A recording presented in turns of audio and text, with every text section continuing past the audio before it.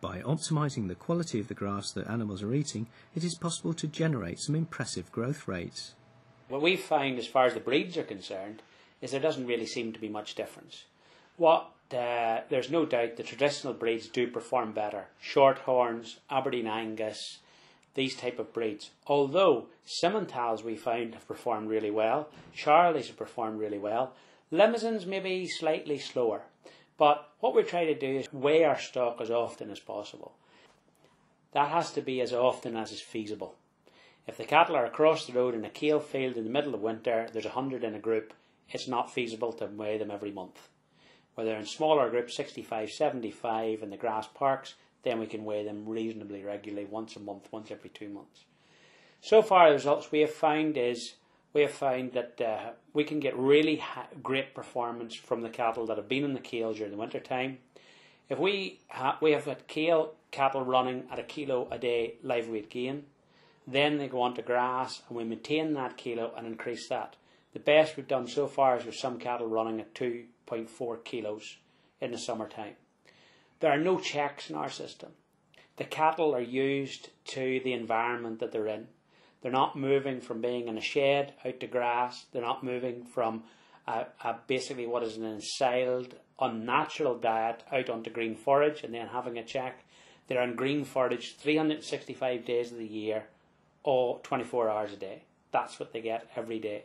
So therefore, when they go from the kale crop to the grass, there's absolutely no check, none whatsoever. And in actual fact, what you get is you get more a level growth pattern.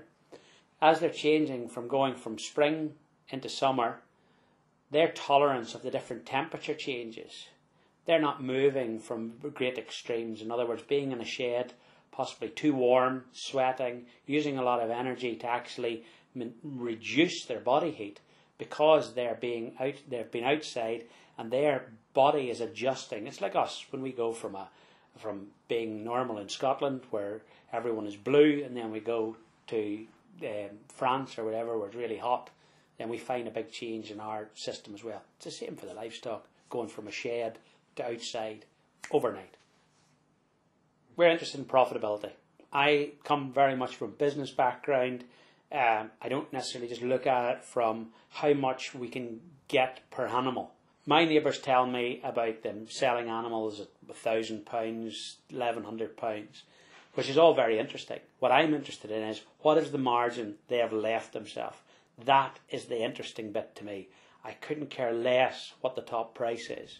What I'm looking for is the difference between what I bought it at and what I've sold it at and how much it's cost me to keep it in between.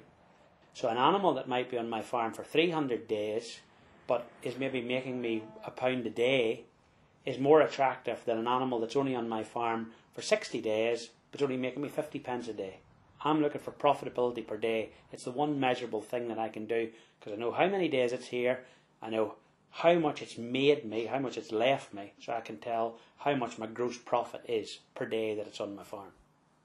Well, the way I do that, the way I monitor how my animals are performing is obviously by weight. We record everything on spreadsheets. We're then able to monitor and work out, calculate the spreadsheet. Well, all we have to do is fill in the information and the spreadsheet does the rest. And then we can produce from that figures that tell us how much we're making per day, how much each animal is making. We can also detail what its daily live weight gain is. It's not a very complicated system. It's a simple little spreadsheet that we set up ourselves. I have to say actually is we sort of fine tune it every year and add a little bit more information into it, a little bit more information to try and make our system more profitable. So if we look at the animals we've killed this summer and their performance. While we record a lot of information regarding our cattle, the key areas that we're really interested in are the movement in, the breed, the purchase weight, the cost, what we sell it at, what our profit or loss is, how many days it's on the farm, what our profit per day, and that's our major output figure, what our live weight at movement out is, and what our daily live weight gain is. Now, this daily live weight gain is really from what we would count as the start of summer. The 1st of May is really the start of summer for us. It's when the cattle come off the kale it's when our grass cattle really start to motor. So if we look at daily live weight gain, this group of cattle are all cattle that have been slaughtered this summer during June and July. And as you can see, their daily live weight gain from the 1st of May is a very respectable 1.5, 1.58, 1.67, 2.25, etc., etc. Probably the best one there, running at 2.42 kilos per day since the 1st of May. And remember, none of these cattle have had any meal whatsoever. All they've been getting to get this sort of performance is grass and clover. And interestingly, that animal that's sitting at 2.42 kilos per day is a Simmental. Now, as far as that animal is concerned, we've landed on that animal, so let's have a look, bit more detail into him. He arrived on the farm on the 27th of July last year. He spent part of the summer here grazing grass again. He spent the winter on kale. He cost £600. He was sold for £960. He left a margin of £360 and 9 pence.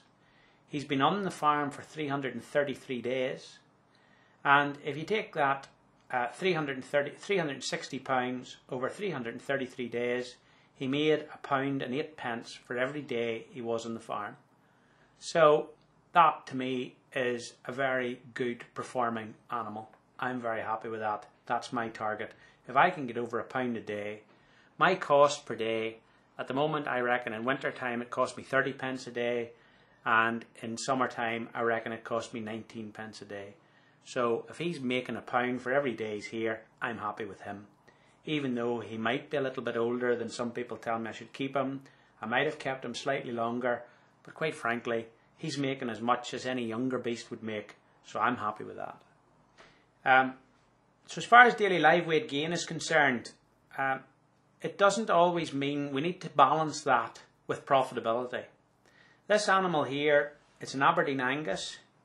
He was bought in last October. Again, he's gone to kale. He's been on kale all winter, come off the kale, gone straight to grass. He cost a little bit more. He cost £515. When he was sold, all of these cattle have been sold dead weight, so it was £818.93. He left a margin of £303.93p. He was on the farm for less days, 246. So he left a margin per day of £1.24. Again, very acceptable if you take my costs into consideration. One thing we should mention about the figures on this spreadsheet is that the sale price is the actual price we've got for the animal. So, in other words, we have taken off MLC charges, haulage and killing charges. This is the actual net figure we got from the abattoir. In the winter time we're aiming at finishing them off round bale red clover silage, and in the summer months we're aiming at finishing them directly off grass, and they will do that off grass. And we are outwintering beef cattle as well on stubble turnips with wrapped straw or organic straw with the added hay in it, and a little bit of silage as well. We're looking at over 1.25 kilos per day on the red clover lays, and we're getting higher than that on the herb pasture and red clover pastures that they're on at the moment. Some people are worried about bloat risk, but we certainly don't seem to find, if they're on it and they're not hungry, it's when they're hungry and go into a full field of red clover that problems would arise. So we've learnt about strip feeding, and we have something called a speed reel, a geared reel, and that makes moving a fence a piece of cake, either during the winter time or at peak red clover growth time.